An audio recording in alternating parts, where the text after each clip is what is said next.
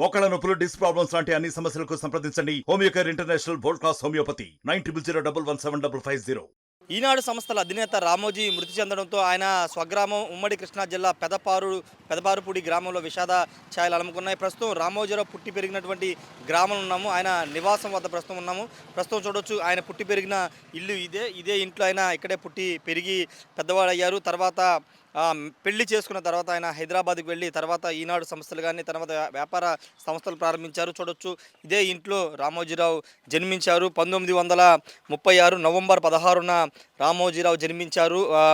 తల్లి వెంకట సుబ్బమ్మ, తండ్రి వెంకట సుబ్బారావు ఆయన జన్మించిన పరుస్తుంది. రామోజీరావు తాత మరణించిన 13 రోజులకి జన్మించారు. దాంతో అతని తాత జ్ఞాపకార్థం రామయ్య అని పేరు పెట్టారని కూడా చెబుతూ ఉన్నారు. అంతేకాదు ఇద్దరు ఆయన రామోజీరావుకి ఇద్దరు సిస్టర్స్ ఉన్నట్టు తెలుస్తుంది. రాజ్యలక్ష్మి, రంగనాయకమ్మ అని ఇద్దరు సిస్టర్స్ కూడా ఉన్నట్టు తెలుస్తుంది.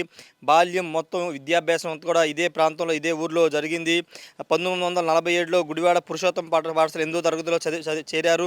1957లో 6వ ఫారం అక్కడే పూర్తి చేసుకుని గుడివాడ కళాశాలలో ఇంటర్ BSc చదివారు.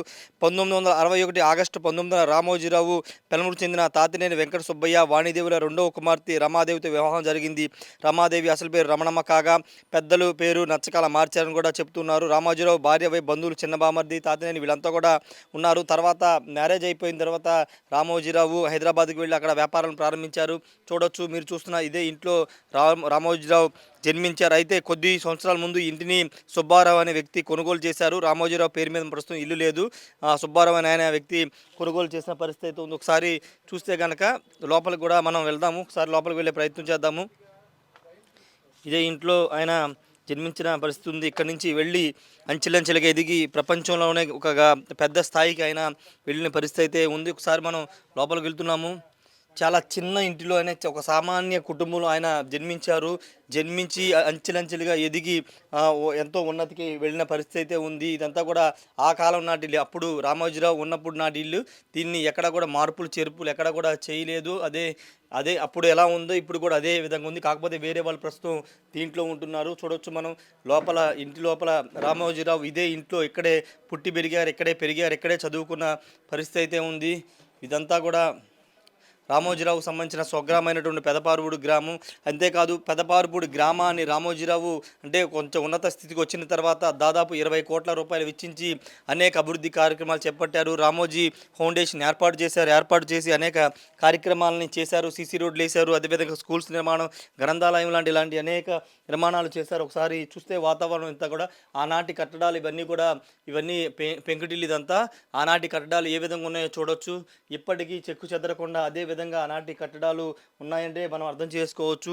ఇదే ఇంట్లో రామోజీరావు అదేవిధంగా తన తల్లిదండ్రులతో ఇక్కడే పుట్టి పెరిగి ఇక్కడే ఉన్నారు. చిన్నప్పుడు బాల్యం అంతా కూడా ఇదే ఇంట్లో గడిచింది. ఒకసారి బయటికి కూడా వెళదాము. రామోజీరావు అంటే ఆయన ఏదన్నా అనుకుంటే ఖచ్చితంగా చేసే మనస్తత్వం ఉంటుంది. చదువులో కూడా చాలా చురుకుగా ఉండేవాళ్ళని చెబుతున్నారు. గ్రామస్తులందరూ కూడా చాలామంది ఆయన హైదరాబాద్ పయనమైపోయారు. తెల్లవారుజామున ఈ వార్త తెలిసిన వెంటనే వాళ్ళంతా కూడా హైదరాబాదు పయనమైపోయారు. అయితే కొంతమంది మాత్రం ఇక్కడ ఉన్నారు. ఆయనతో ఉన్న జ్ఞాపకాలని నెమరు వేసుకుంటున్నారు.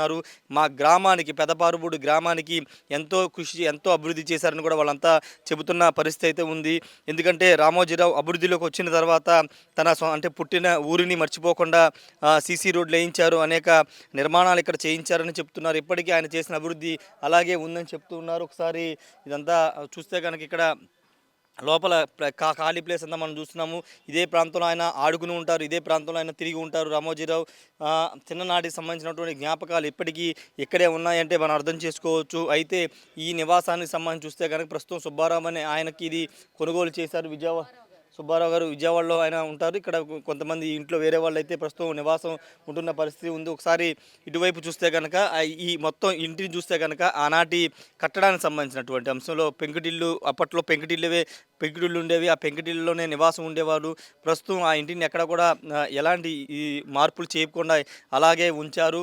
అప్పుడప్పుడు అంటే గతంలో ఒక బిల్డింగ్ ప్రారంభోత్సవానికి రామోజీరావు కోడలు వచ్చారని గ్రామస్తులు చెబుతూ ఉన్నారు. రామోజీరావు చాలా సంవత్సరాలు అయింది ఇక్కడికి వచ్చి, అంటే చాలామందికి తెలియదు, ఒక 30-20 సంవత్సరాల ముందు వచ్చారని కూడా చెబుతూ ఉన్నారు. అప్పుడప్పుడు ఏదైనా పండగలకి అమెరికా ఉన్న కుటుంబ సభ్యులు ఎప్పుడైనా వచ్చి కలుస్తారని కూడా చెబుతూ ఉన్నారు. కొంతమంది ఉన్నారు, వాళ్ళతో మాట్లాడదాం. ఒకసారి మాట్లాడదాం రామోజీరావు గారు సంబంధించి. సార్ ఏం చెప్తారు? ఈ రామోజీరావు గారు సార్ సార్ రామోజీరావు గారు ఇదే ఇంట్లో పుట్టి పెరిగారు. ఏమనిపిస్తుంది ఈరోజు ఆయన కాలం చేశారు?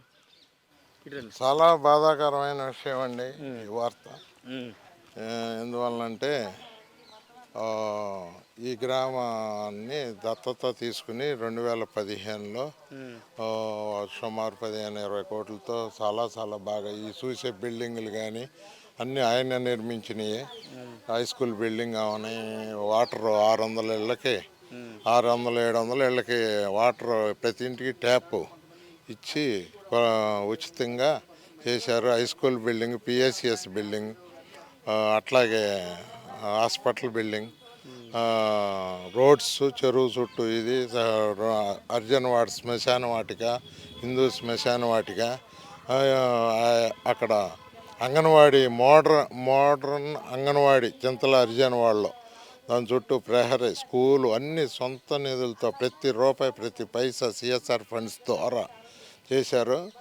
అటువంటి వ్యక్తి ఈరోజు మార్నింగ్ ఈ న్యూస్ వినటం చాలా చాలా చాలా బాధాకరమైన విషయం. అంటే ఈ గ్రామస్తులు వెళ్తే ఎలా రిసీవ్ చేసుకోవాలంటే మీ ఊరి నుంచి ఎవరిని వెళ్తే ఎలా రిసీవ్ బాగా ఇప్పుడు మా ఊళ్ళో ఆ రామోజీరావు గారు వెళ్ళి ఈ పరిశ్రమ స్థాపించిన తర్వాత బోళ్ళు మందిని ఉద్యోగాలు ఇచ్చి ఆర్థికంగా కుటుంబాలకు భరోసా కల్పించిన, అంటే మా ప్రాంతం వారే ఈ గుడివాడ చుట్టుపక్కల సుమారుగా 2000 మందికి ఉద్యోగాలు ఆ రోజుల్లోనే కల్పించాడు. ప్రభుత్వ ఉద్యోగం ఎట్టయినా రాదు, ఓసీలకు అట్లాంటిది అందరికీ ఉద్యోగాలు కల్పించి వాళ్ళందరూ ఉన్నత స్థానంలో ఉండారు. అది చాలా బాధాకరమైన విషయం. వాళ్ళ కుటుంబ సభ్యులందరికీ మా పెదపారపూడి గ్రామం తరఫున నేను మాజీ సర్పంచ్ అండి, గారపాటి నాగబాబురావు.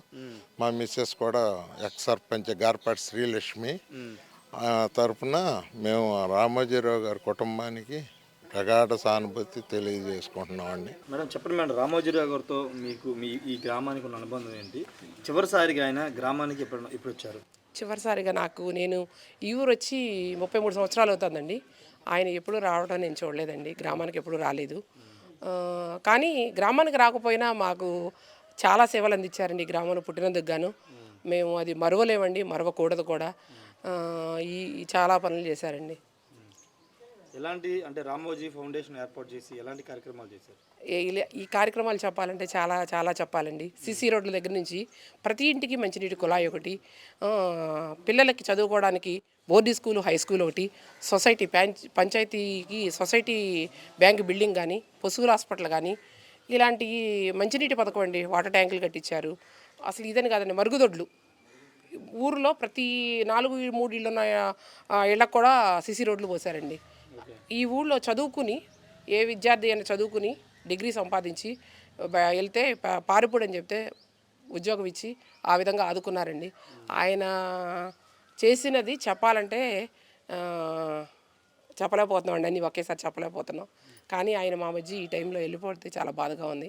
రాత్రి కూడా మాకు పెదపారపూడి గ్రామంలో తెలుగుదేశం పార్టీ గెలిచిన సందర్భంగా మేము అందరం మీటింగ్ పెట్టుకున్నామండి. ఆ మీటింగ్లో కూడా ఆయన్ని స్మరించుకున్నాము. పొద్దున్నే ఈ మార్తం అంటాం, చాలా బాధగా ఉందండి. మేము మర్చిపోలేకపోతున్నాం ఆయన్ని, చాలా బాధగా ఉంది. ఆయన కుటుంబ సభ్యులు కానీ ఎవరు లేరండి ఇక్కడ. ఎవరు వస్తూ ఉంటారండి, వాళ్ళు పెళ్ళిళ్ళు ఈ సందర్భంగా ఇంటిమేషన్ ఇవ్వడానికి, ఇన్వైట్ చేయడానికి 1-2 సార్లు అలా పెద్ద కోడలు గారు ఇచ్చారండి. రాకపోయినా వాళ్ళు, ఆయన ఈ ఊరు రాకపోయినా వాళ్ళ కుటుంబ సభ్యులు రాకపోయినా మా ఊరికి చేయాల్సిందంతా చేశారండి.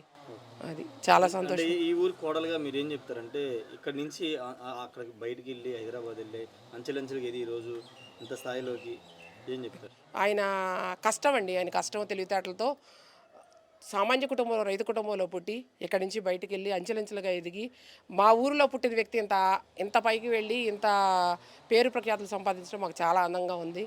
మా ఊరికి ఎన్ని కార్యక్రమాలు చేశారు, మాకు చాలా సంతోషం అండి.